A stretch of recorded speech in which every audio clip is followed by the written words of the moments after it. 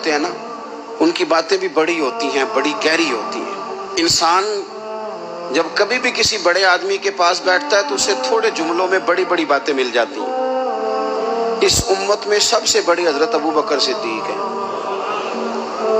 لیکن بخاری شریف میں، شفا شریف میں حضرت ابو بکر صدیق کا فرمان، یہ جو اپنے قرابت والے ہوتے ہیں یہ پیارے بڑے ہوتے ہیں۔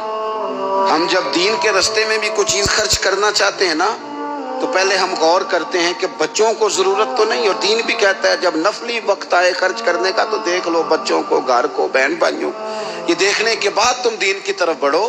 اپنے قرابت دار بڑے ہی پیارے ہوتے ہیں، اپنے بہن بھائی، اپنے پھپھو، ماموں، خالہ، چاچا، یہ بڑے پیارے ہوتے ہیں۔ لیکن حضرت سیدنا ابو بکر صدیق نے نا بہت ساری اہل بیت کی محبت کی باتیں ہو رہی تھی تو ایک جملہ کہہ کے باب بند کر دیا، کہنے لگے میں ابو بکر صدیق ہوں، مجھے اللہ کی عزت کی قسم، مجھے اپنے ہر رشتے سے زیادہ مدینے والے محبوب کا رشتہ عزیز ہے، ہر رشتے سے زیادہ۔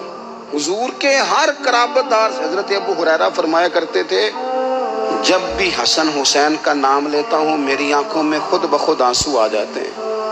فرمایا کرتے تھے پتہ کوئی نہیں، پتہ کوئی نہیں، اپنوں کا جب ذکر ہوتا ہے نا، اپنوں کا جب ذکر ہوتا ہے، جی کردے ہن سامنے ہوویں، میرا جی کردے ہن تو سامنے ہوویں تے میں درد پرانے چھیڑاں۔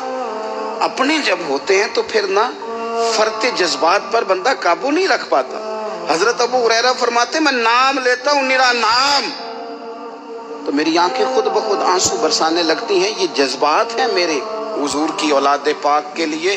تیری نسل پاک میں ہے بچہ بچہ نور کا، تو ہے عین نور تیرا سب گھرانہ نور کا۔